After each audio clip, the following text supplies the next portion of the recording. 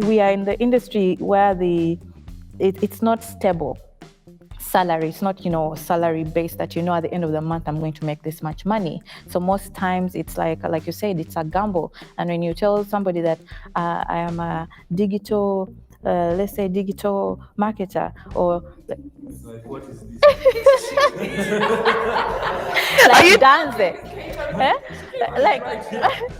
like digital marketer, like dance. Let me finish what I'm saying. You don't even know what I'm going to say. When someone says I'm a digital marketer, like Danze is, somebody will say like, wow, and they may not really understand it. But then you say I'm an actor. Okay, but what do you really do? Yeah. It used to be like that for years. And I'm telling you, we have changed that. There is that respect right now for musicians, for actors, for writers. Some people are trying to be more creative. And when we have done that shift and this comes in, it's heartbreaking. This is what's so funny. You say they consulted people, and I've been dying to say, yes, but were they relevant? Were they actually working individuals? Because if you're working individual right now in this environment, it would be very hard to sell your people into these regulations. Yeah. The people they consulted might have been in the industry, but they're currently not relevant. And this is where we go wrong in the film industry. I myself might not be considered relevant if you're going in the terms of millennials and this digital marketer. Yeah. See, why are you doing that? You should say you're relevant. When you're done, I'm going to tell you something. I'm done. You dance. Okay, so talk to dance. Guys, first of all, it's a pleasure being among you guys. There's something else. Sorry to cut you off. I'm not cutting you off. Digital marketing. There's something Shafik mentioned that I really need your perspective on, because he said these laws are because AI is coming, they are sort of going to stifle creativity in a way. Yes. And I know, at least personally, for a fact that now the way content is being consumed, that does not tell us. The Netflixes and Pools are moving into to get our content, and people are creating content differently. That's perspective. I would really want to know your perspective on how that is going to affect the alternative way we are sharing content now in the digital space. Yeah, I've listened to a lot of things that you guys have said, and there's something I think we are breezing over. UCC knows just how important film as an industry is. That is why they are focusing on it. They understood how much social media was powerful, so they taxed it. Beyond just making a buck off social media, they understand that if you regulate it, you have some possibility of maybe controlling a power shift or dictating what the conversation is. So it's beyond just the money that they're going to make out of this. Yes, I would totally agree with you guys that the people that are making the laws may not be it, but they've put up their hands and they've done it. Like Luie just said, I have never heard of any single body out there that would stop me from being a producer. I didn't study this in school. I took time to do a master class on YouTube and on Facebook. I saw it being advertised. I took interest. I did it. I work with Deejahn and Marcus. I produced their show. So I have been learning on that job. But because they're professionals, I haven't gone out there and put something on TV that is going to make me get arrested or that's going to cause some instability and things like that. It's because I've fed myself with that knowledge and I'm surrounded by people that are actually knowledgeable about these things that prevents me from being a total disaster to the nation, you get it? So I understand where UCC is coming from. I understand where also the actors are coming from and the producers and the content creators. Now, you talked about AI. I'm going to use a word called automation. You talked about handing cash to someone at a tool booth. Right now, we're just sliding in cards. That is the future. That is where we are going. There was no profession called digital marketer or social media person. It was never taught on campus. But because I had the interest and the time to actually understand that these are the trends now, I used to work with Sylvia Warrior at some time. We used to sell clothes to people who used to walk into the store and get clothes. Then we hit a snag at some point. We're like, why aren't people coming here anymore? It's because we were not on Facebook, we were not on Twitter. Yeah. We were not doing cataloging our products. The models were coming for a photo shoot and it was going into a magazine. But the time of the magazine was getting Digital done. was already Get it? coming. So we had to go online. We had to start selling our things with Mayasho online. People from Nigeria wanted to buy Ugandan products. We were limiting ourselves. Same thing I'm going to tell you. The reason as to why I'm always on the internet almost all the time, it's my job.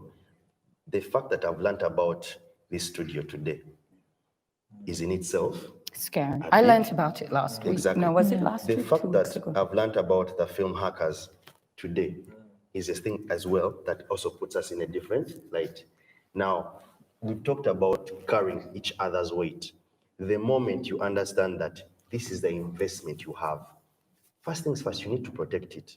That is why UCC is entering your turf. You feel that someone is encroaching in my space. What does that tell you? People need to know about this. It's very important that I, who's marketing content online, I'm comfortable enough to say, by the time this thing goes on YouTube, I'm going to put $1 to promote it because I know at the end of the day, they're going to give me the best form of content out there. I saw the acclaimed 27 Guns. You get it? It is a nice movie, but it was never going to work out very well for our market because of the political issues that it had. You get it? When you say that they consulted people earlier on, it's because if they told me who in film is the one person that I would go to, I'm going to talk about the people that are top of mind. If I have to mention African actors, I'll go and say Lupita Nyong'o by default. You get it? Genevieve, I'm going to say this guy's names by default. But unfortunately, I've seen some amazing, you've seen a Kalavanda Ate My Homework, done yeah. by Raymond. It's my very close friend. My worry is, hadn't I known him, would I have ever known about Creatures animations? You get it? It's very funny. I used to lecture with him at an institution, and I didn't know that this guy could develop. So now Raymond has, I was with him today at Motive right now. He's told me, I've asked him, why did you shift from Design Hub? He told me, growth. So I'm like, this content creator, this filmmaker, this sound guy has decided that it's in his best interest that he actually puts in some effort and does these things. UCC or any other regulator out there, like you're saying, they're coming to the online people next. Because one tweet, if you have 1,000 followers, means those are 10,000 impressions. Because at least everyone has 2,000 followers or 500 followers. And that in itself means I can decide to say, this is a fake place to be, this is a rubbish show to be on, and that is my opinion, and those people don't know about this place, they're going to take that as gospel truth. That is why they're regulating. Get it? I don't say it's a smoke screen, but beyond just stopping you, the filmmaker, it means you're not going to do that. What was that thing that caused problems the comedians were doing? Yes, that is film. They did it, they got in trouble, they tried to curtail them. Linda Dane, one of the biggest TikTok people right now in Uganda, she does short videos of 30 seconds. They get over 50,000 views. You get it? This is all film. It's being shot by the mobile phone. You have the high-tech equipment and etc. But that's a weapon that you're using. That is why the regulator in the country is deciding, you know what? We can actually make the rules. They may, like you said, they've suspended them. I was coming to set yesterday for another round, and they said, we have to change the topic. They've suspended the law. But then Marcus told us, like you've just said, they've just mentioned it. There's no big press conference on TV, so let's just go ahead. So back to the automation, the AI. DW has a show whereby there's no human being in studio. It's augmented reality. The Chinese couldn't fly someone to do that show with them. So they got a robot that fed with FAQs, constant responses and everything. When you watch that show, you're going to be absolutely sure this lady is actually reading the news. It's been Have you watched Westworld? Westworld. It's been scripted from beginning to end. It does a weekly show every single day ever since 2018. Now, that is where things are going. You get it? I'm on YouTube. I recently, I surround myself with so many content creators and actors and people on TV. And when COVID-19 hit in December, I told them, you're at risk of not being seen anymore. Remember what I told you earlier on? why you don't need to be terrestrial is because at the end of the day, this is a fact. You guys may have to go back and count it. You look at your phone 200 times a day. But that's why I say artificial intelligence is already here. You're looking at it. Exactly, 200 times a day, and that means your views are here. You get it? So if I'm on YouTube doing content unregulated, you guys, what if I film a child in my video? Do we know that it's not right for you to do that? The Kenyan anthem has been copywritten. They should have protected that earlier on. I don't know whether I can go and get this footage and put it in my YouTube video afterwards. There is no structure.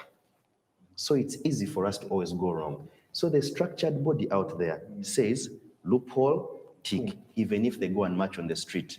By law, I may actually win that case because I'll say, these are the risks that we may face. Even me as an NBS or as another TV channel, I'll say, I must protect myself, so I may agree with the regulator out there. But isn't it a human right? And I'm just going to ask this. Isn't it the human right of the person that experiences that in life? Like you said, the Ugandan Law Society. You guys made your own rules because that's your right to do so. If I have slaved away, saved, done whatever it took to get where I'm going, why then must I accept another person's laws against my life? It's the same thing you said. Danze, few words in brief. Yeah, trust me. Advice to the creatives. My advice is simple. Stop creating for yourself. The most important thing you need to know is the end user is the most important person. So the regulations and whatever unionizing that we're going to do, it's not for you, it's for everyone else. Then lastly, arm yourself with knowledge about your craft and about how your craft affects other things. And also, most importantly, automation is real. You can never replace you can never replace the humanity in content. That's that's difficult, you get it? So with that fact and that knowledge, always make sure that everything that you're doing is going to go on platforms outside TV, radio, and for digital. Facebook is going to be obsolete very soon. Anything else could come up. So plan for how that stuff evolves going forward.